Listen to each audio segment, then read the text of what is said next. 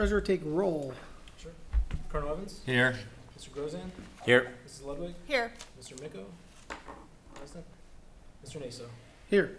Stand for the pledge. Look at the flag. On the left. Pledge allegiance to the flag of the United States of America and to the republic for which it stands, one nation, under God, indivisible, with liberty and justice for all.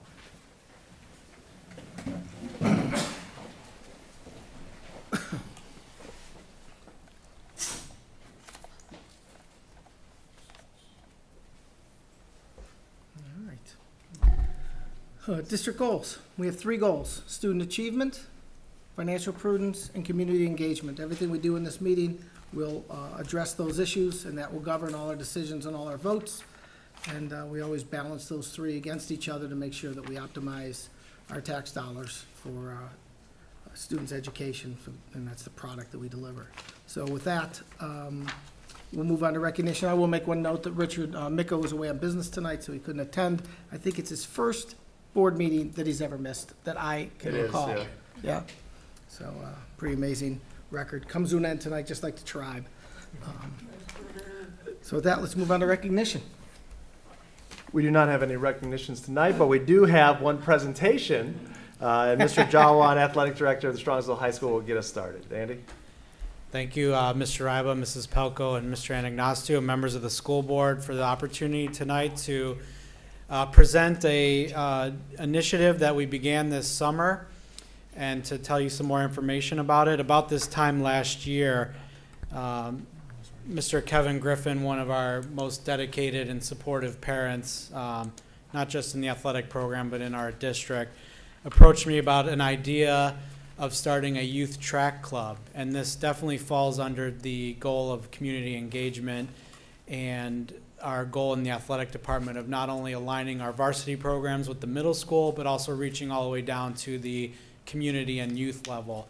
And this was a real no-brainer to start this youth track club, to not only give this community and the kids in our community an opportunity to continue and develop in the sport of track and field, but also to connect our high school program to those runners and those student athletes. So in their first year, they had some tremendous success, and to hear more about that, to hear more about the program and the success they had this year, it's my privilege to introduce Mr. Kevin Griffin to tell you more about it. He'll introduce his guests that he brought with him as well. Good evening. The real stars are on their way up. So first of all, I just want to acknowledge this board and the leadership of the Strongsville School District. Andy and I have been in conversation ever since he's been hired, and how can we do more to get our kids involved. And at one point in time, during the renovations of the stadium, he said, I just want to make sure that we use this facility as much as possible. And it was really eye-opening. So this summer, because of your support, we were able to start a youth track program. And we had over 30 kids from the area participate in our program. 85% of those kids are from the Strongsville community, all the way from 7 years old all the way up to 18, or seniors and in high school. Our high school coaches supported the program as well. They provided us with workouts and training programs, and actually coached the younger kids. We stayed within OHSAA compliance at all time. But we wanted to share with you today 4 of our young people who made it to the national championships and competed extremely well. So, and then I want to introduce them and then get into some of the future growth of our program. First, we're going to talk to Brendan. Brendan is a 4th grader at Moraski Elementary School. He made it to nationals in the 800 and the 1500. This is his first time running. It's the first time I've ever seen a kid. He's got the biggest heart in Strongsville. Literally during one of the practices, he ran himself into the ground. We thought he was hurt, but he has got an incredible heart. And usually when he's out running, everybody was a foot taller than him, but you would see him competing. He's got truly the biggest heart in Strongsville. Big future for us all. Mo Absway, you got to show him the medals. Interesting story. Mo finished 5th in the nation and 6th in the nation in the 400-meter hurdles and the 110-meter hurdles. And he ran against kids, including himself, who were probably in college, and some of them were going to make the Olympics national team at some point in time.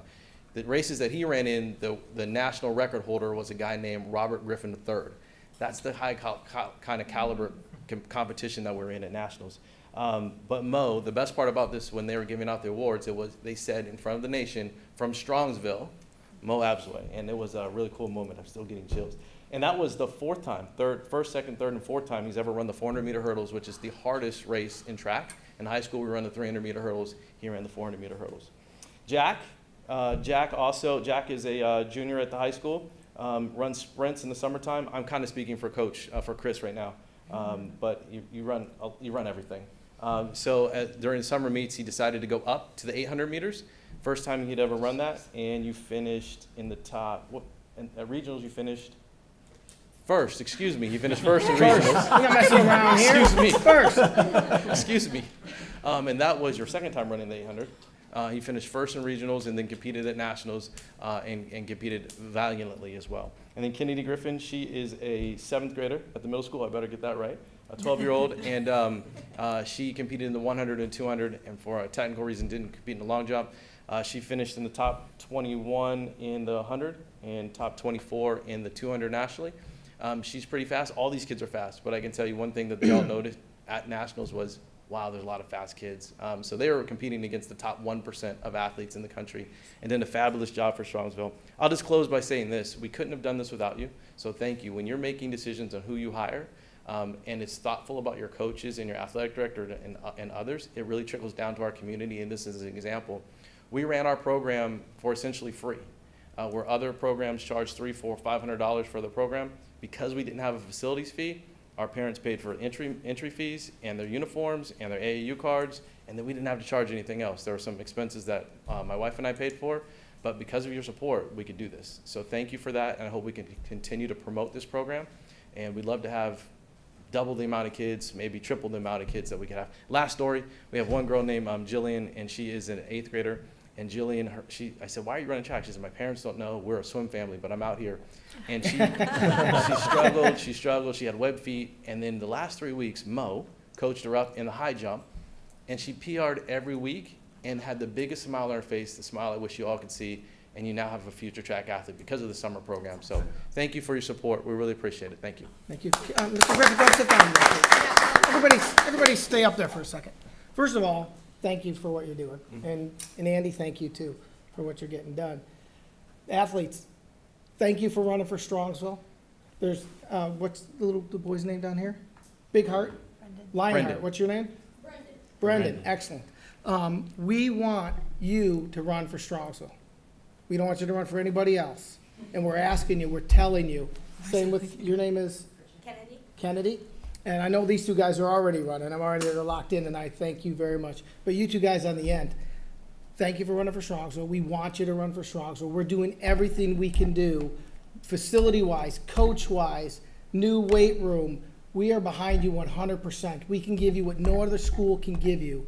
And tell your friends that this is the place to be, because we're building champions every day, like Mo and Jack. you're Frank's son, right? Yeah. Yep, okay. And you guys just keep it up, because we're going places here. And Carl, that's a great point.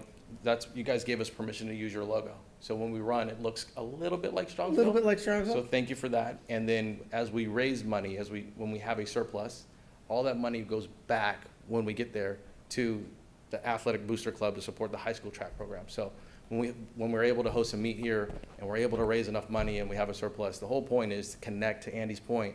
The reason he said we could do this is connect the program all the way through, from thought to concept to finances, everything we can. Everything, yep. Yeah. I had a question. Are you using the middle school track or the high school or both? Or We use the high school track, and if there is an event there, then we can run down to the middle school track. But Andy wanted to make this the home for all of our kids and everything, so that's why we use the high school track. Excellent. If I could, Yes, thank you. Thank you. As a parent, as a citizen, a taxpayer in this community, for you to take your time and some of your money to help the kids in this town for me, sports was the thing that kept me on track, right? It was my soccer coach in high school that always kept tabs on me, made sure I wasn't getting in any kind of trouble. For you to start that for these children young and help them through the summers, thank you for donating your time. Thank you for helping these kids. I really Absolutely. appreciate it. It's a pleasure. Thank you. Thank you, guys. All right. congratulations on your Thank success. Yeah, we should shake their hands. Hey, you guys gotta do the gauntlet. You gotta come to it and shake your hands. They're not getting away that easy.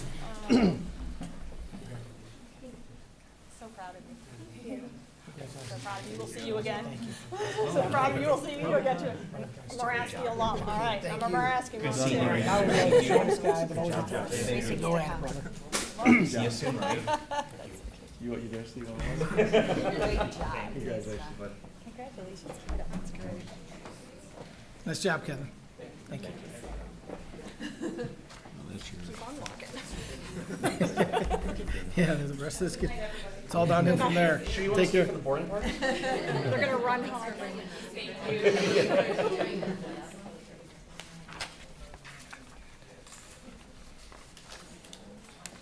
Public comments. Superintendent's report. Do you have any public comment, Mr. Mason? We do not. Okay. No slip, no comment. So superintendent's report, I just following up on, Kevin and the Strongsville Track Club. The interesting part is how this all began, Andy, if I remember correct, is we had an athletic council meeting and Andy asked the question, do you have any issues with us starting a track club? And I said, no, that sounds like a great idea. And then 6 months later, we have a track club. So thanks for your leadership and your work to work with Kevin to bring that to life in such a short period of time, and then to see how great our kids did. That's phenomenal.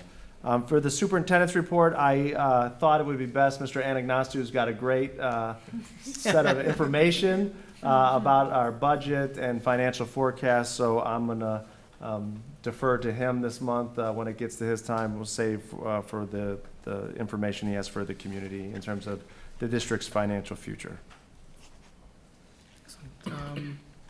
There's no public comment. We've got approval of minutes then. So moved. Thank you. Second? Second. Thank you, Jane. Any discussion on the minutes? Dawn did a great job, as always. Did a great job. We had a request for these minutes today, and I got an email for someone who's like, loves to read these. His first name was Andy, and he was excited to read them, so we've got to get them published and up on the web right away. So let's take roll. Prudence? Yes.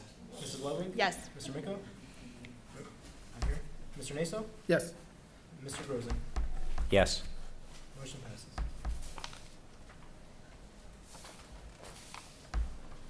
Treasurer's report. You ready? Ready. All right. All right, thank you, Mr. Naso. As Mr. Riva mentioned, this month is typically when I present the annual budget, and then also in October is when I present the 5-year forecast, but what I decided to do this time is, since I tie them together anyways, and the information is similar, is just tie them together and do one presentation. For both, the budget, by law, the annual budget needs to be approved by September 30th, and the 5-year forecast needs to be approved by October 31st, approved and sent to the State Department by October 31st. So when I prepare them together anyway, so I thought it would be a good bridge to put them together. So I'm going to move to the podium to do the presentation.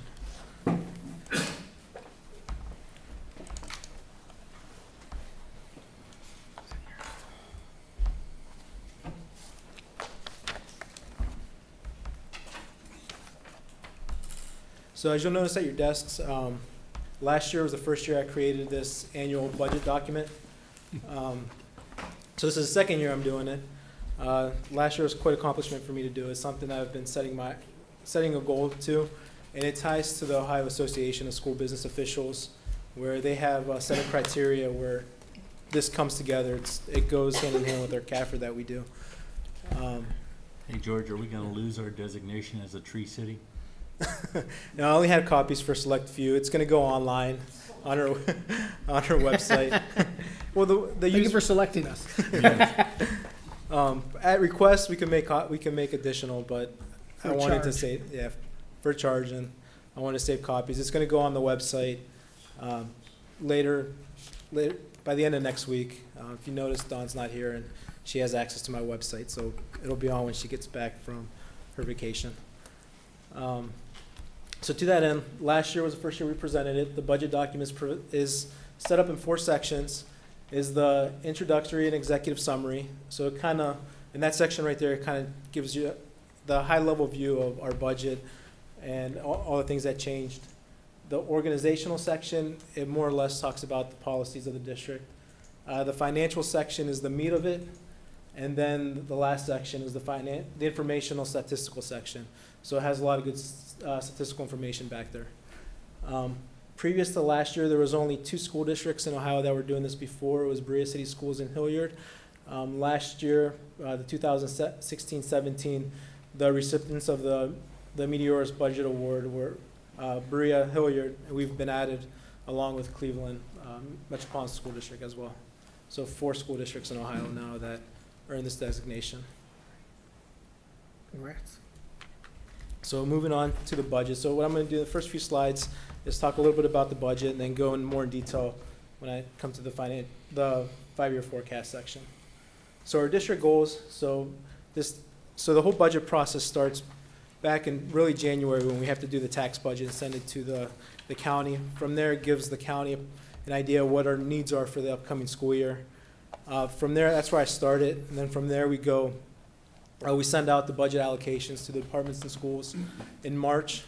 I work with them through March, meet with each department and school individually, talk about their allocations, and then they're supposed to have them back to me in April. In May, I do a 5-year forecast update, which is the baseline for the upcoming school year's budget.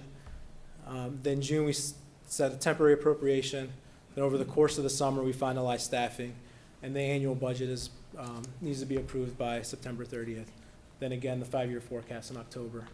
So our district goals and tying our district goals to our budget. So academic and growth, just to give you a few highlights of what's under here that's being tied to our budget. We have gifted intervention services in every elementary building.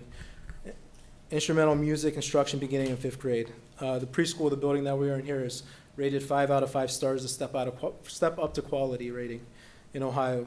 Honors courses beginning in 6th grade at the middle school. At the high school, we're offering the Air Force Junior ROTC, offer 25 AP courses and 18 honor courses. Textbook adoption, we have $600,000 in the budget for textbooks.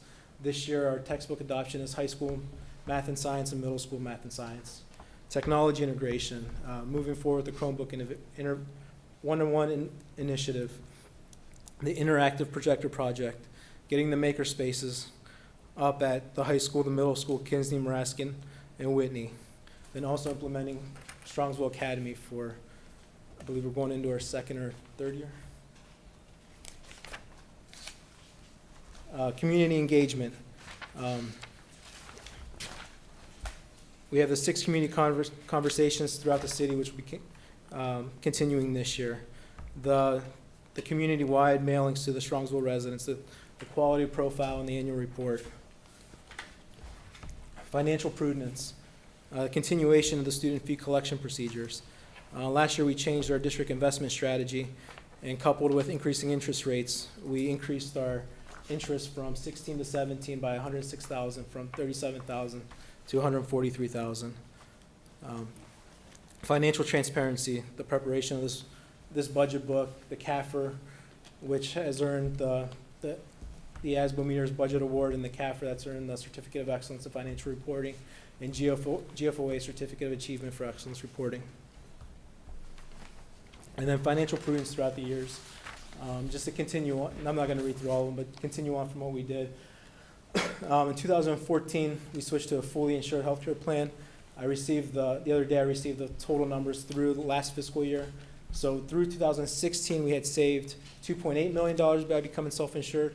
Through 2017, which is last school year, we saved $4.6 million by being self-insured and not paying the premiums, as the premiums been, on national trends, premiums been increasing by 10 to 13%, where our self-insurance rate, we're setting our own rates by our own claims, has been increasing by the past couple of years by 3 and 5%. So that's what attributes to that savings. And then continue on the cost savings reductions that we've done throughout the years. Since 2009, we have 199 less positions, or 22% compared to this upcoming school year. So moving into the budget, the personnel trends. In 2016, we had 728 positions. That was down from then moving to last school year, 2017, we were down 709. This upcoming school year, we're going to be about 5 to 6 positions up at 715, which is attributable due to certain needs, 2 additional special education preschool aides, an additional speech therapist to help with the workload, and a special education teacher at the high school in Whitney Elementary, and also an additional second grade teacher at Kinsler Elementary for the increasing class size, the second grade over there. So moving into the budget, our funds are down into three different classes. The governmental funds, which is majority of our funds, it's the major operating, our general fund, which is our operating fund, our bond retirement fund, our capital projects funds, and our special revenue funds, which are our local, state, and federal grant funds. I'm not going to go into detail on these budgets as in the 5-year forecast. I'll go in more detail. But overall, the general fund the revenue is decreasing by $2.8 million, which is attributable to the reduction of the TPP dollars. The capital projects revenue is decreasing by $200,000, which last year there was a one-time increase for the sale of Drake. And then the special revenue funds, although it looks like it's increasing, the primary reason for that is in the district managed student activity funds are included in this, and we budget those a little higher, and then depending on the activity level of fundraising, those can vary year to year based on the interest within the groups. So they budget a little high. They budget a little higher for those. As you can see on the graph below, the major source of all of our revenues, when you broke it down by local, federal, state, and other sources, the majority chunk of our revenues from local sources. And then this is also in the book. It's a detail where the dollars are coming from. I'll get more into that in the 5-year forecast. The governmental fund expenditures. Next year, the primary fund, the general fund, it's increasing. It's the fiscal year 18 budget is $72.4 million. The 17 actual is 67.5. The increase is a combination of one. It's about half increase in expenditures, and also we had a lot of budget savings during the last year. So, adding those budgets back to the savings every year, we get about a 3 to 5% budget savings. So that's kind of where that difference is. Then the other big decrease is in the capital projects funds, which last year we spent quite a bit of the bond dollars down where those projects are wrapping up. And then on the graph below, it's broken down by function. So you can see a good half of a good majority of our expenditures are going in this blue column, which is for instruction, and then the red, which is in support services. And then again, the governmental fund details, which I go in more in detail in the 5-year forecast. We have a couple funds, the proprietary funds. The first, the enterprise funds. These are funds that we charge a fee for and then we get reimbursed and then pay the expenses. The enterprise is the student school supplies. Then the internal service fund, which the major chunk there is our self-insurance for medical. And then the fiduciary funds is our agency funds. These are in and outs. These two funds are made up of the OSHA tournaments that we host, where we collect money from the state tournament and pay it back directly from the state, and then we get a few dollars back for hosting the tournament. So that kind of wraps into the budget. Now moving over to the 5-year forecast. And the 5-year forecast is primarily it is the general fund. It's broken down into 4 sections: the major assumptions, the revenues, the expenditures, and the 5-year forecast summary at the end. The major assumptions, our biggest chunk of revenue is our taxes. So I think in May when I did this before, the slide was a little confusing as the collection rate and the split is based on a calendar year and on a fiscal year, and it kind of crosses over. But I think I added a total on the bottom might help clarify that up. The first half, the top part is our residential tax collections. And as you can see, for fiscal year forecasted to fiscal year 17 actual, the collection rate is about the same at 98%, and it's stayed the same. Then the collection split has been right around the same, where we've been receiving 47 to 46% in the second half collections and 53 to 52% in the first half collections of the next calendar year. The commercial collection rate has kind of been staggering from year to year. So if you look at 13, it was at 92%. Then in 14, it was up to 95%. Then back down to 89%. And then 17, back up to 97%. And then this year kind of dropped down a little bit back to 93%. So the rest of the forecast, I'm forecasting it at 93%. And then the split, where in historical years, the split, it adds up to 100 based on a calendar year.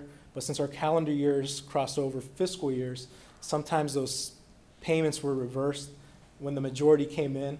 So one year our revenues were inflated, another year they were kind of short. So what I did was they add up to 100 if you follow the arrow, but what I also did was add them down for the fiscal year. So you could see in fiscal year 13, we collected 99.78%, then in 14, it was at 105%, 15, 95%, 16 up at 104%, 17 back down a little bit at 102, and then 18 anticipating a decrease to 96%. And for the commercial, 1% represents a little over 100,000. So just get an idea on how that swings that number. And So that goes for this- both the collection So rate this and impacts split. tax collections, but it's simply timing, It's when just we actually timing. collect the money, whether we collect it in this fiscal year or the next, right? Right. Okay. And You're then when just you trying see to the project- actual, You're just yeah. trying to project what year those dollars are gonna come in. right. It's And not, then what makes it hard is the commercial is pretty dead on. right. We know we're gonna get 98% and the split's gonna be about the same. It's the commercial that's been fluctuating from year to year between both the split and the collection rate. So when I show you the graph of what came in, you're gonna see it go up and down a little bit, and it's really the timing. The major assumptions continue. Our assessed valuation of our total value in Strongsville. The collection year 17 is the actual right now that we're in, which is the $1,466,000,000. For fiscal year 18 of the forecast, I'm projecting about to stay the same, but it's the residential have a slight increase in there for new home construction. But then as you can see, the commercial, those values have been declining, and the public utility has been increasing slightly. So it's kind of been offsetting each other. And Why then, is the commercial going down, George? it's a process with, the county has them valued at, has their valuations at, whatever the county values them at. We've been having a lot of, border revision disputes, which we've been fighting. So it goes down to the border revisions and how they handle those. But in general, it's slightly been decreasing throughout the years, the commercial. Because, I mean, we're adding businesses to Strongsville, so. Right, But businesses' attorneys are fighting through the county Valuations. to lower their values. right, No, I understand that. I'm just saying So- we've added, how many restaurants we've added in the last year. Sure. yeah. So it's a constant struggle with that. We've been doing our due diligence to keep those as best we can. Okay. And then I didn't want to get too aggressive on them, so I kept in the out years, I somewhat kept the values similar until we have better indication what they are. There's going to be a triennial update coming up in the next few years, which could swing the numbers. State funding, the forecast assumes that the TPP is gone after last year, so starting this year, the entire $3 million that TPP has been eliminated. And then also state funding, in the funding formula, there was language in there about phasing out the guarantee. So it was on a sliding scale for every percent above 5% at a cap at 5% of enrollment decline. The guarantee would be reduced. So our loss of ADM between the years they were looking at from 14 to 16 was 16.2%, meaning our guarantee would be reduced by 1.2%, or 112,000. What I did for the future years of the forecast for each biennium budget, I reduced that guarantee by another 5%, just to be conservative. I don't know what they're going to do, but I figure they're going to do something. And it won't be so- good. What's that? They're gonna do something and it won't be good. No, probably not. So I figured I should account for something in there. Yep. Expenditures, major assumptions, as I stated in the prior graph,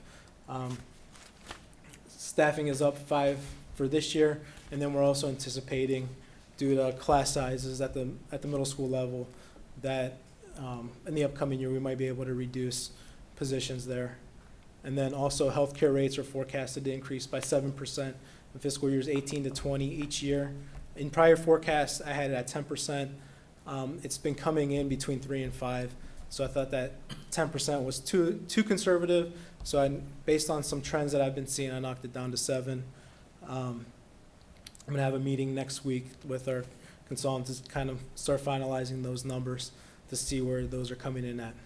I mean, I like the fact that closer, it'll keep the variance smaller, but it's a pretty aggressive number, 7%. I mean, in light of what's happening in the industry, it kind of reflects our experience, but at the same time, it's pretty aggressive, showing 7% in out years for healthcare. So we have to keep an eye on that and make sure, because that could quickly turn on us and get worse quick, so. Right. Now, it's something something I monitor, and again, we'll see if it changes. It's a good thing with these forecasts, we do it.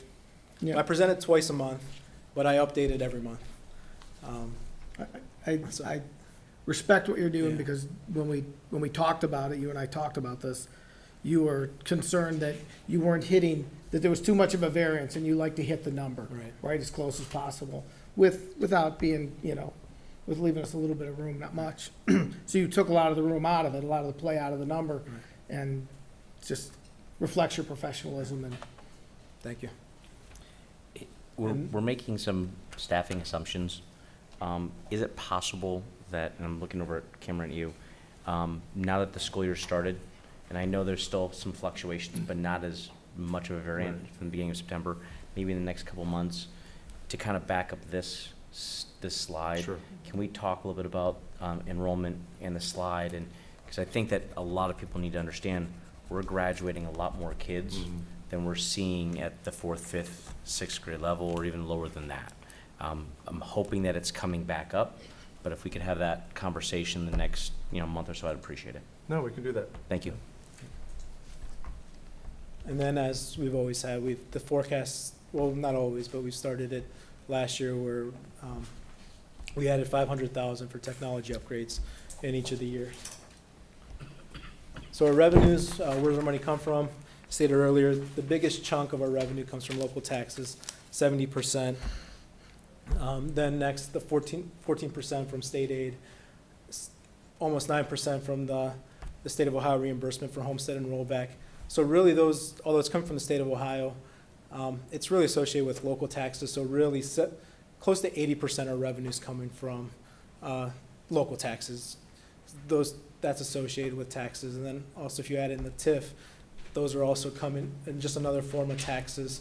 So as you can see, majority of our revenues, about 85% are coming from local sources, and then including the other, which is, the others are primarily comprised of tuition payments that we receive from full-day kindergarten, from other districts for court-placed students, pay-to-play, the tech fees, interest, Medicaid, and catastrophic aid reimbursements. So moving into the revenues, property taxes are our biggest chunk. This is where I was kind of saying earlier with this, with the timing. As you can see, where 15 was our taxes were 47.5, then up to 49.8, then up to 50.7, then I'm projecting down to 49.7, then staying flat around 50 for the remaining fiscal years. And then with each slide, behind it, there's a reconciliation of the changes from year to year. The state foundation revenue, this year I'm projecting 9.7 million, last year 9.6, and then again,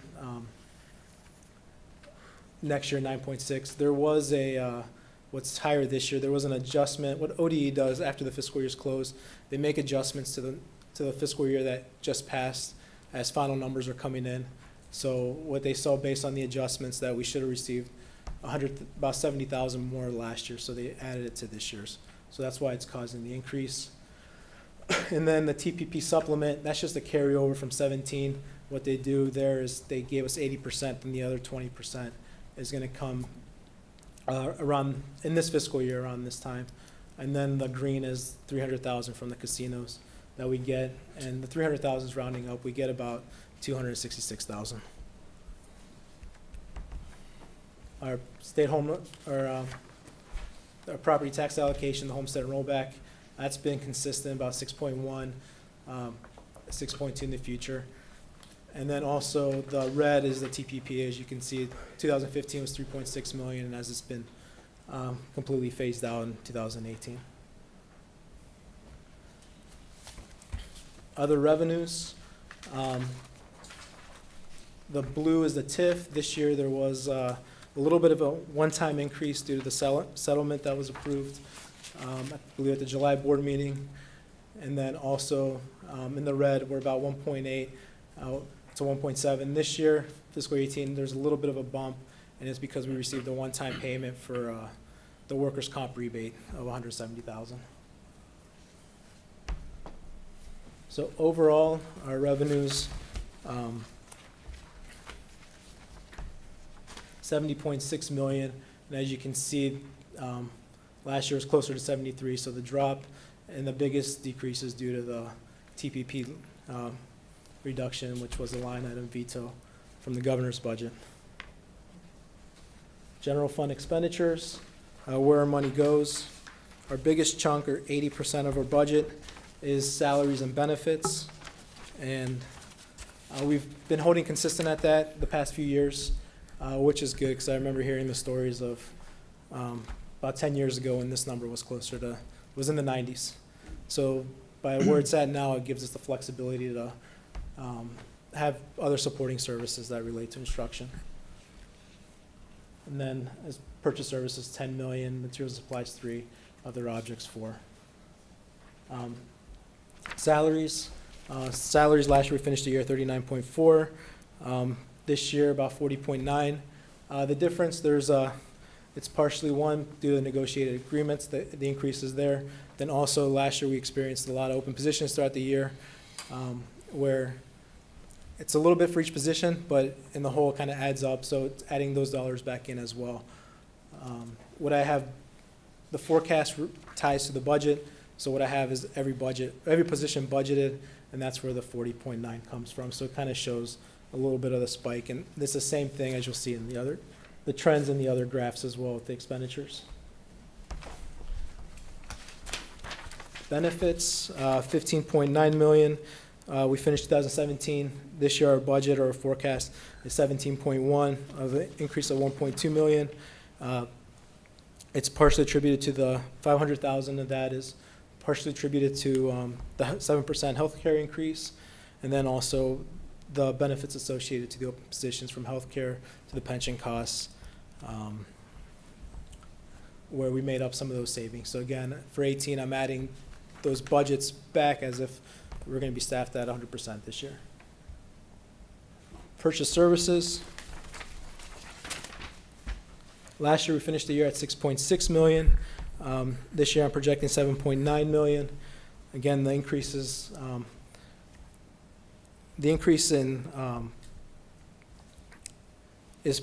partially contributed to budgets not being spent. We had some budget savings, and then also in the tuition, as you'll see, we went from 2.6 million. Next year I'm estimating 3.1. It's an estimate, but a few different factors go into it. From Ed Choice, last year was at 535,000. This year I'm estimating 530. The College Credit Plus, 290,000 last year. This year I'm budgeting 280. Open enrollment, last year was 139. This year I'm budgeting around 150. I think it's going to be less than that, but I was a little conservative on it. Then also community schools. Last year was 750,000. This year I have 850,000 built in the budget, just because I'm not sure with the numbers yet from the school that opened in Strongsville until we get those in October. Then also, how much was that, George? 150 to 850? No, 750 to 850. Oh, okay. And then also the biggest chunk is tuition and settlement payments for special education. Last year we spent 860. I have that going up by 400,000 this year. We had quite a few that came on at the end of last year, and then we also have a little bit of a cushion in there just in case whoever comes on throughout the school years too, so we have enough to cover that. So we could see a savings in that line. Materials and supplies. Last year we finished 1.9 million. This year we're budgeting 2.4. A good chunk of the savings last year was in fuel in the green line, budgeted 200,000, or spent 200,000, 425,000 was budgeted. This year we knocked it down to 375, but as soon as we did, the hurricanes hit and the gas prices have gone up. So we'll see what happens. I think we should be good there. If not, we might be able to, throughout the year, if we see budget savings in other lines, we might be able to move budget around to account for it. Textbook 600,000. Then the increase in the other lines is, and the all other is just from budgets not being 100% spent.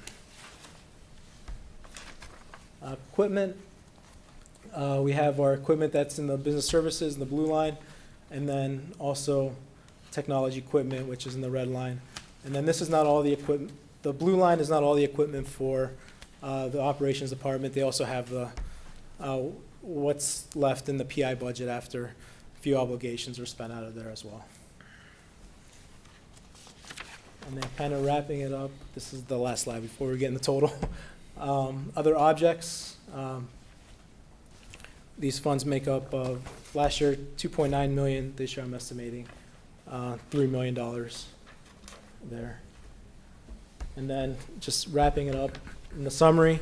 So our 5-year forecast, last year we finished the year with a $23 million unencumbered balance, ending cash balance at 24.2 before the encumbrances, which carries over into fiscal year 18.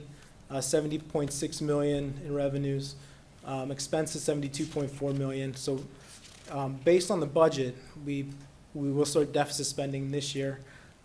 As I mentioned earlier, historically we've been seeing 3 to 5% savings in the budget, where Mr. Naso mentioned, where I want to try and get that better to make these more realistic, but who knows, we might see some savings there, which could reduce that deficit spending. But as you see in the out years, even if there is savings, that deficit spending trend will continue as our revenues are going to remain flat and our expenditures are going to inflate based on benefits and salary increases.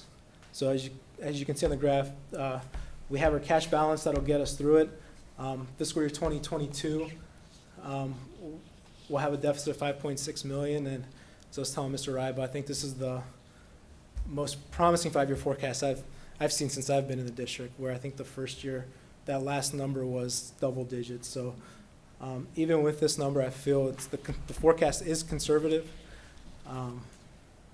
So we'll see how it goes. I update it monthly on my end, but present it to the board and the community every month. So we'll continue to monitor, update it, see where we're at. But we also need to address in the next couple of years the deficit spending, as we want to try and maintain, as one of our goals in the 2020 plan was to at least have a 12 to 15% cash balance at the end of each year. That way it gets us through for cash flow purposes, and also have money to invest. And as our cash flow decreases because our revenue comes in a few times, the major chunk of the revenue, the taxes come 4 times a year. So in December you hit a cash law. So in years past, I don't know if you remember, they were borrowing money in December to make payroll, and it was because of that dip in December. So by having that 15% cash reserve, it kind of gets you'll have money for those cash laws. So, and then just a few other slides. This slide here, if the TPP was never taken away, we would have, in the red line, our 2022 balance would be about $13 million. If the TPP was never, that 3.6 million, if we received that every year. And then the last slide, the waterfall chart we've been doing, as expenses have been increasing throughout the years. If we would have never done anything, or I should say if the district and the board have never done anything in the years past by reducing expenses, our 2022 expenses would have been 88.2 million, but because of everything we've done, it's down to $10 million to $78.4 million. So that concludes the, Go back to that's a great slide. We'll come back to that one. We'll go back to that slide right there. So, I mean, the TPP is what's driving that, a big chunk of that deficit, right? Because usually in the out years, there's a new budget coming, there's new things, so, but what we have to, what this board has to do, what we all talked about at the retreat, is that we've got to address that. It's not acceptable to be in deficit spending, so we have to come up with a plan for that. And Right. We've talked about some different issues, we've talked about some different ways, and we're all investigating, scrubbing, shaking the trees. Unfortunately, a lot of low-hanging fruit and even some of the higher fruit has been taken already, so we're gonna have to really focus and try to come up with some ideas and thinking out of the box ways we do things to reduce that spending number somehow. Because, I mean, at some point, we'll have to talk about new money or something at some point, but for now, the first step is shore up everything we can do. So we gotta look for different ideas and see what we can come up with and do our best to get that back down, because deficit spending is just not acceptable. Mr. Naso, I think we've seen the benefit of, we had all of our expensive, high-priced, experienced teachers retire, and then we had a very young workforce, and now the trend is, as they become more experienced, they're more expensive, as they should be. They have more education, and so if we want to start cutting programs, then we'd have to cut bodies. It's going to be a tough challenge to try and work with the money that we currently have. Yep, that's for sure. But we'll do it, come up with a plan. George, could you go to the next slide? We should just label the blue line the KSIC line, because that's exactly how we got to that spot. Right. A line item veto got us to that spot. Thank you. any other questions? Nope, did a great job. I think you did an incredible job. Thank you. Yeah, very good, George. Thanks. Love the budget book, the budget anchor book. Yeah, it will be available online, if not tomorrow, hopefully early next week. And if anyone in the community wants it sooner, email me. I have it in PDF. I could send it out. Excellent. So moving on to.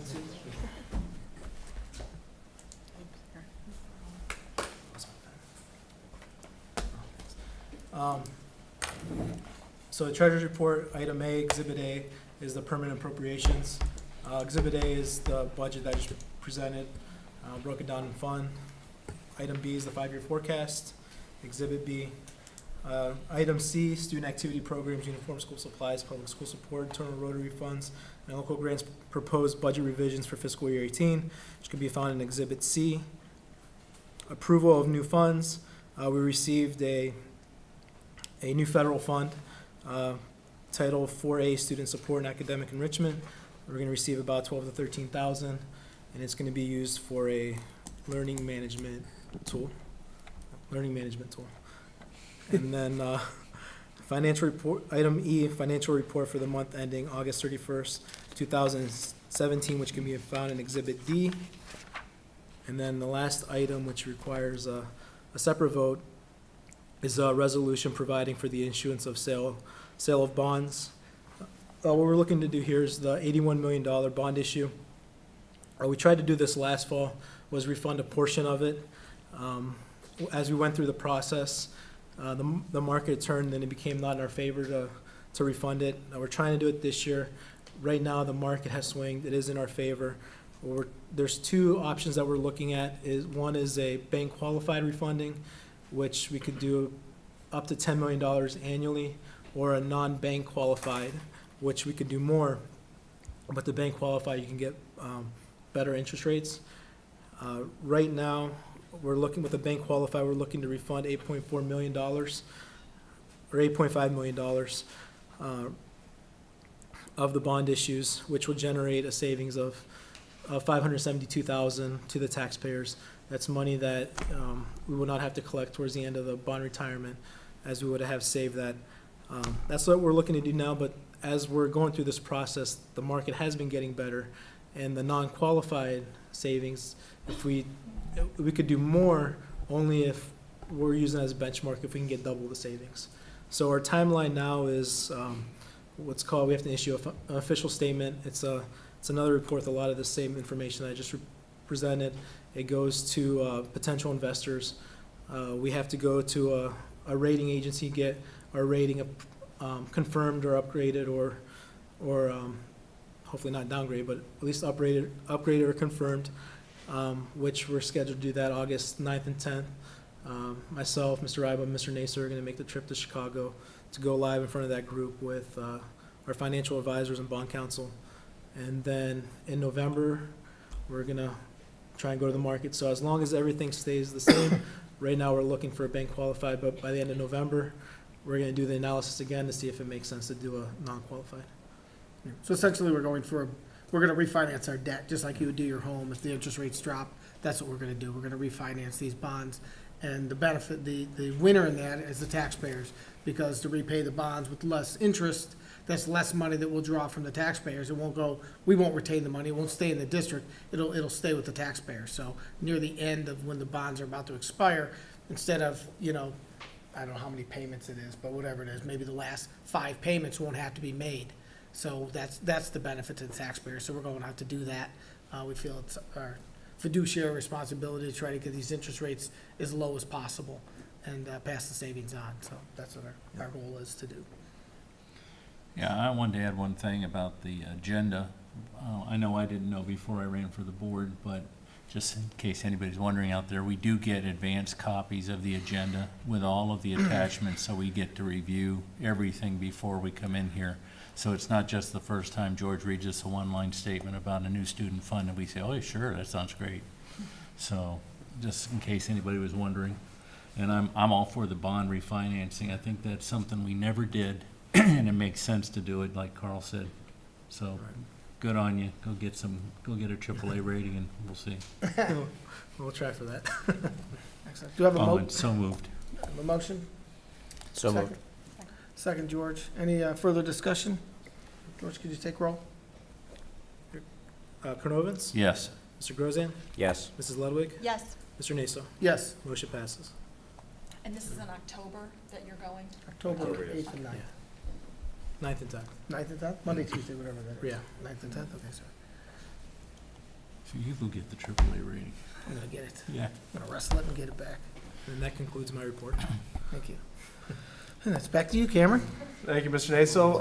Under timely information, as we have in the agenda, it is time for our fall parent-teacher conferences, and those will be held on 2 dates, the evening of October 3rd and October 11th, and the times are listed in the agenda, as well as principals will be sending those out in their weekly updates to parents, and we highly encourage our parents to continue to partner with us and come and attend fall conferences so we can support the achievement and growth of our students together.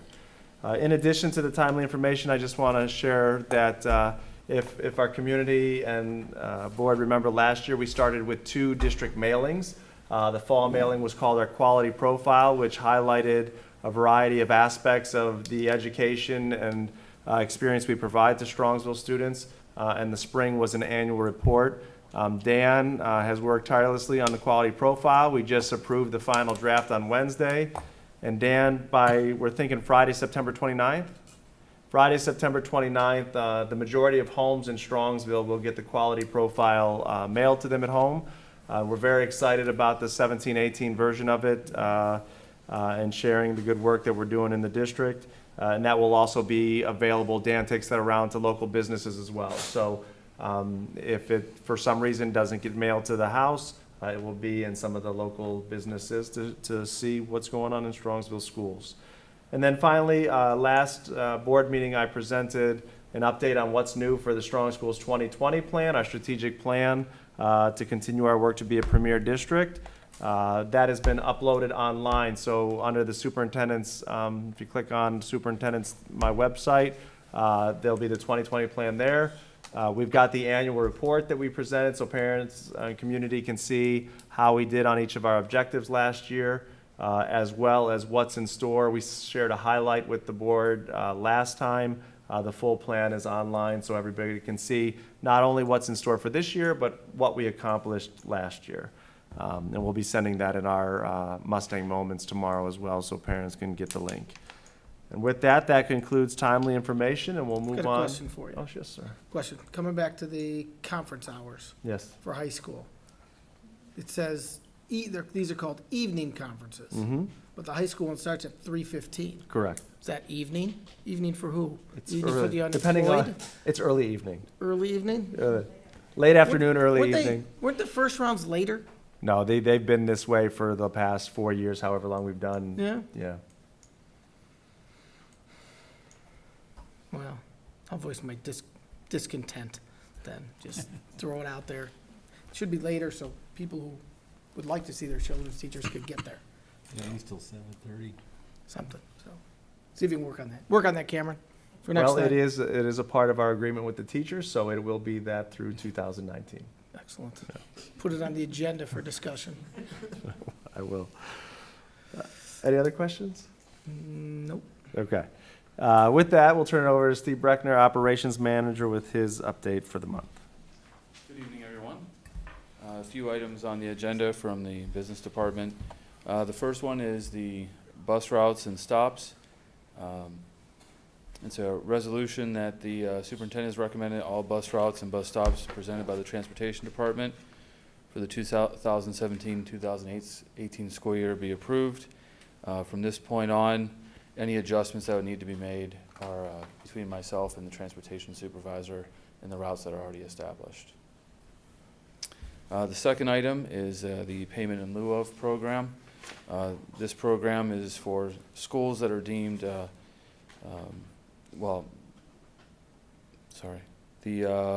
it's impractical, sorry, forgot the word, impractical, due to time and distance and number of students being transported to that school. So Exhibit F lists the students that would be transported, but it's not practical, so we will do the payment in lieu of program as established by the state for those students.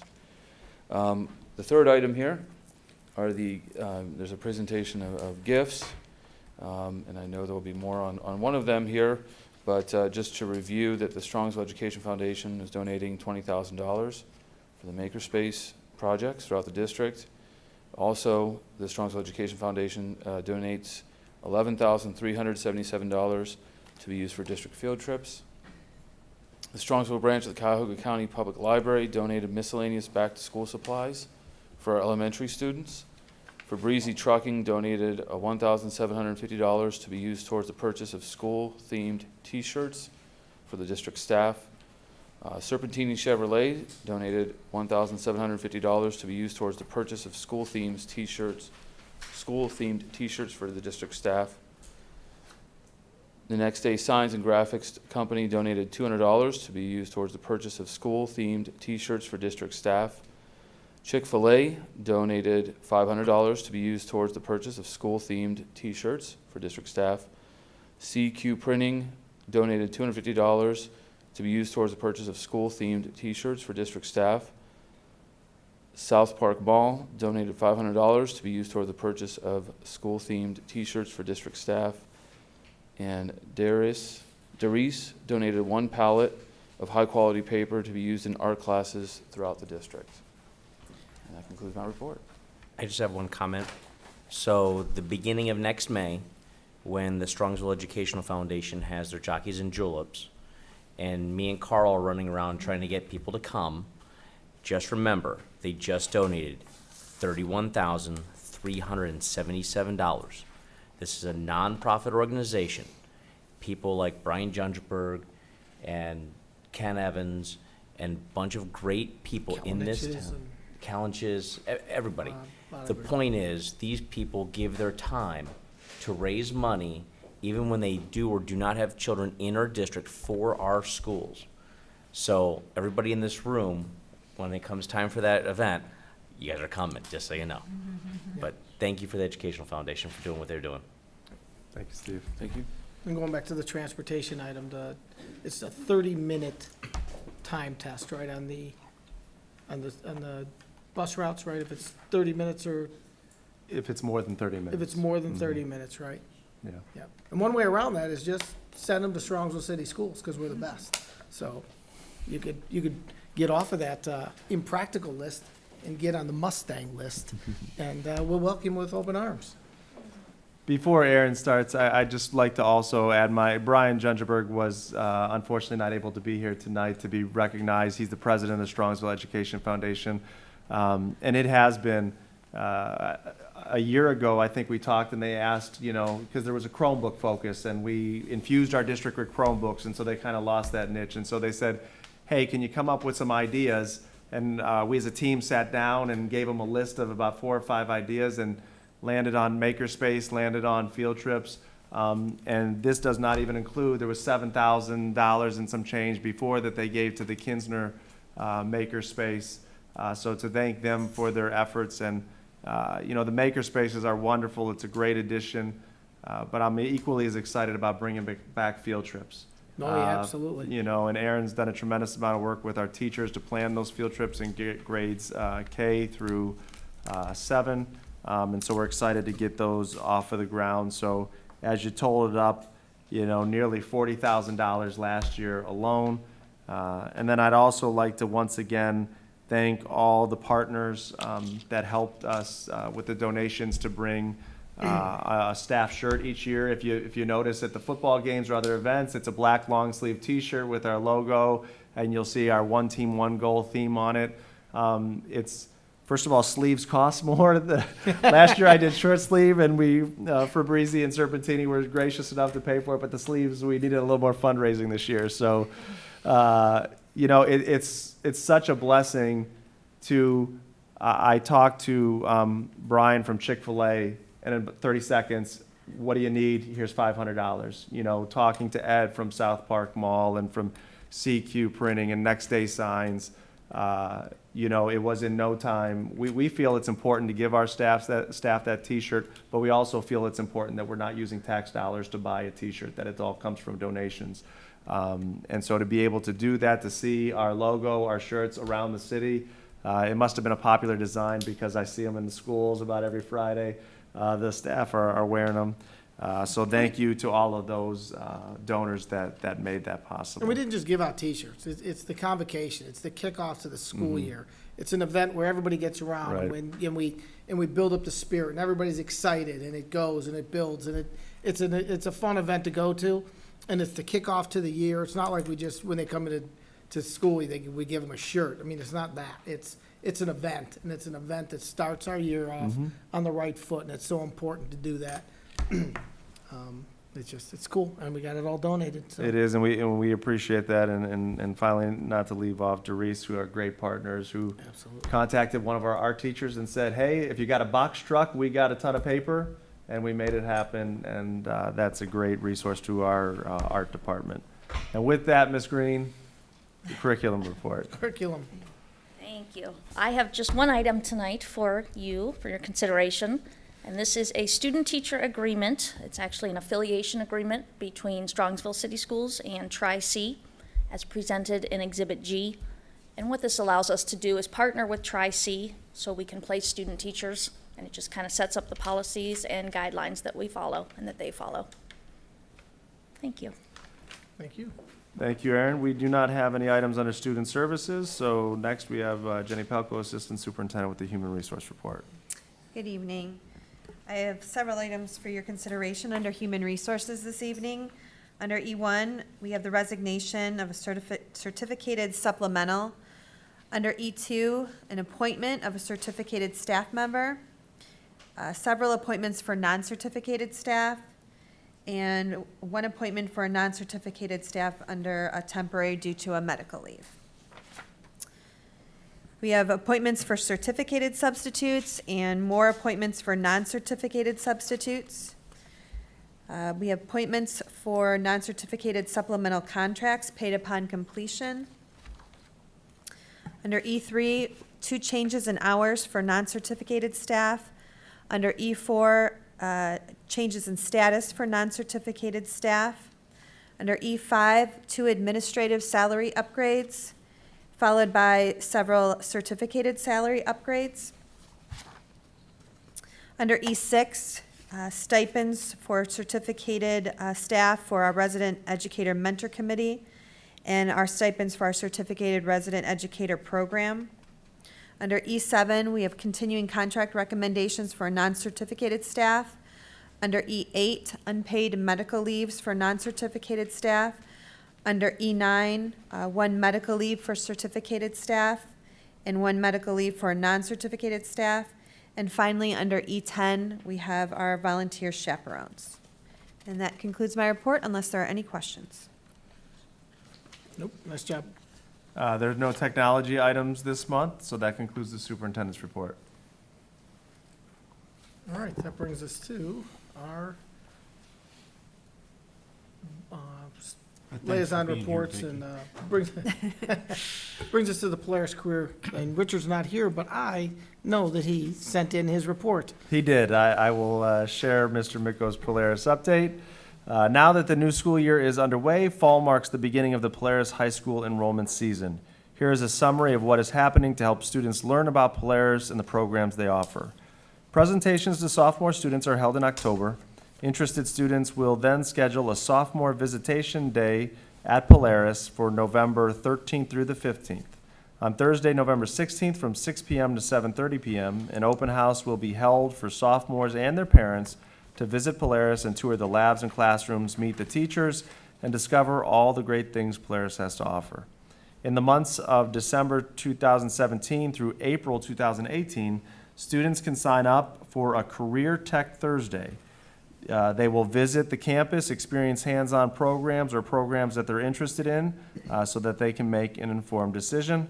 Also, for freshmen who are interested, they can plan on attending the 9th grade Advantage event in May 2018 to get an early look at Polaris. For more information, students can contact the guidance office and parents can call 440-891-7732. And that concludes his Polaris update. Legislation report? Legislation Mr. update, Micko? I will just say, to clarify, I am reading. The comments shared do not reflect my viewpoints on any subject. Disclaimer. Just want that out there. The 132nd General Assembly is hard at work, looking like they're working hard. See, that's where I had to Yes, clarify. okay. Mr. Pat and Mr. Dolan, I appreciate all the work that you do. I'd like you to work harder, gentlemen, for us. Yesterday, the House passed House Bill 235 and sent it to the Senate. If passed, House Bill 235 would require the Ohio Department of Education to submit any changes to the way it implements the federal Every Student Succeeds Act to the Ohio legislature for prior approval. On one hand, this will allow elected officials to debate and determine the merits of federal and state mandates. On the other hand, this will politicize the education process. I'm sure this will provide material to be discussed in our social studies and government classes and/or dinner tables, or we can watch the Cleveland Indians in the postseason. More updates on 235 is warranted. Nice. Thank you. Thank you, Mr. Micko. That brings us to PTA Council. Oh, all right, we're starting with PTA. They started their school year off, and a nice new crop of parents in our PTA council this year, so that's exciting for them. They also wanted me to point out that they're going to be offering grants again this year to our staff members, and they're going to be awarding $9,000 worth of grants. So everyone at your PTA units, please put your heads together and see what you can ask the PTA to fund for you. The deadline is October 31st, and it's important that it is approved through your local school's PTA prior to being submitted to council. And it will be reviewed in November and announced in December so that you'll still be able to have access to whatever you're granted for second semester school. And they are able to provide all those grants through the Rockin' at the Rec. Rockin' at the Rec, for those people that might be new to the district, is a dance that is held at the rec center, Strongsville Rec Center, for 6th, 7th, and 8th grade students. On Friday nights, there's about one a month, and the next dance is in October, and it's neon theme. So tickets are for sale at the middle school, and they're open to all residents of Strongsville. So if you do not attend Strongsville schools, you can contact one of the PTA members and get tickets there, or they also sell tickets at the door. So that's PTA Council. Excellent. But city council? Oh, city council, wow. They took off the month of August, and boy, did we pay for it in September, didn't we, Terry? Long meeting, so I will just give you the highlights, because it's pages. Something that might be of interest to the residents is on November 6th, there's going to be public hearings for several zoning issues. So if you want to have your opinion being heard on those issues, I urge you to come to the November 6th council meeting or contact your council person. And they also are going to be having on November a fire issue, a renewal. It's issue 47 that's going to be on the ballot. It's a 5-year renewal. So it's no additional taxes. It's just a continuation of what's already being taxed. So the fire department urges you to support the fire levy as well. And that's city council. Nice job summarizing that. I know, well, I mean. And then student achievement. Oh, student achievement, okay, yes, I don't know, I'm gonna have my assistant here. We need a teleprompter like they have at the, this month we're highlighting, at the Strongsville Middle School, we have, oh, that's really tiny. Okay, Strongsville Middle School is a good example of the level of interest that students have in a new video program for the district. Mr. Rich Miltner, senior technician at the middle school, has created a vibrant TV studio in a far-off corner of the second floor. From here, he and a group of talented students churn out morning announcements each and every morning at 7:55 a.m. So you can see they sit in a room with a green screen, and they have to create graphics that will appear. And you can go on YouTube and actually see the morning announcements. They're just so cool. They have a horse in the background, or you can be, on an island. It's very professional. They're just getting started, and they have about 35 students that have volunteered to participate in this event so far. But this is a good example of what we can expect this year as we roll out the new video program. That will also include each building in the district. So it's new and expanding, but this is something that will give them valuable experience, whether it's on the technical side or before the camera. I know we have quite a few alumni that are in broadcast journalism, so that's exciting. They didn't have this opportunity. So keep an eye out for everything that's going on at our video. Excellent. That's it. Excellent. That brings us to board committee reports. Finance committee, be looking for a special announcement on the finance committee coming shortly. We did have a meeting, though. Not a finance committee meeting. We That would be a public meeting. We've had discussions about how we're gonna reform it, but we haven't had a committee meeting yet. And we will shortly.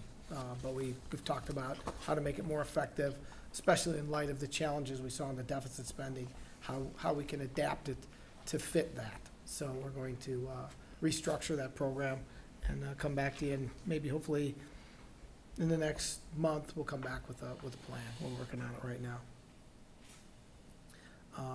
Policy? Well, we're going to be having the second reading for 2 policies this evening. The field and other district-sponsored trips policy and gifted education and identification policy. So I don't know if anybody had any questions. It is our second reading. Don't yet, but I will. No discussion on that, okay? Facilities. Our next meeting is next Thursday. Our next meeting is the 28th at 6:30 at the admin. I encourage all members to attend, and we will start our school year off next Thursday. And anybody from the public would like to attend? It's an open meeting. Open meeting.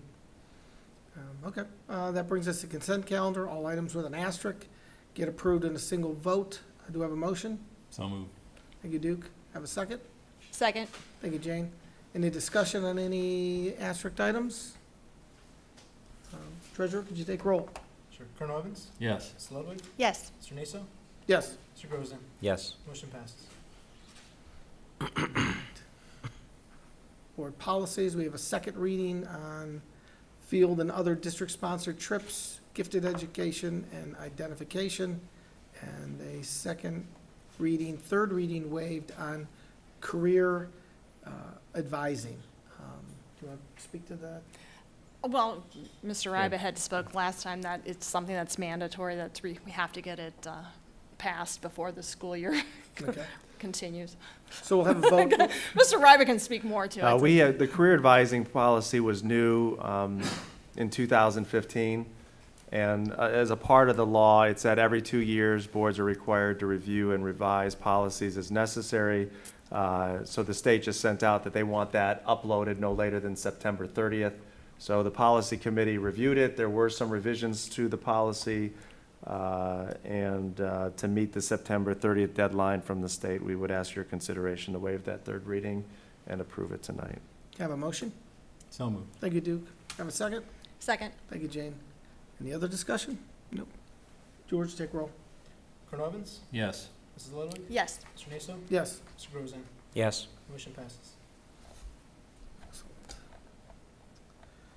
Board of Education, other? I know that Richard submitted another. He did, but go for it. Go for it? Okay. Just as a reminder, the athletic boosters are selling tickets. They're only selling 3,000 tickets. I sound like them. Only 3,000 tickets for our Mr. Serpentini's car raffle. So it's $20 a ticket, but on the back, there's a $20 discount for an oil change at Serpentini's dealership. So essentially, the ticket's free, but we're only selling 3,000 tickets for an amazing vehicle that's sitting on right now, I think, on the lawn at the middle school. So please get them. You can get them from student athletes at the middle school or the high school, but please do so. We will be pulling the ticket on the last home football game. Yep, October 20th. 20th. October 20th. Perfect. Yep. Speaking of football games, that's my other tonight. Yes, other. I've had the opportunity the last couple home games to be at our football games with a person who is new to Strongsville, and they actually worked in the Cleveland School District. And just so you can feel good about Strongsville, the person was actually a high school football player himself.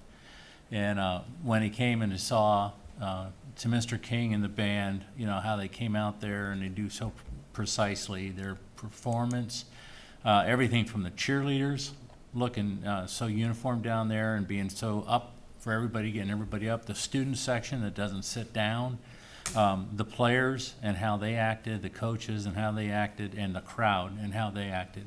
And this person was particularly impressed and said, I've never seen anything like that. You know, he said, in Cleveland, where I work, I haven't seen anything like this. And it's so refreshing that he felt very, even though he's wearing a Pittsburgh Steelers jacket, he felt safe and he felt motivated, and he was really impressed with our school system and with our kids and with our staff. So I just wanted to pass that on to everybody because I think it's something we should be proud of.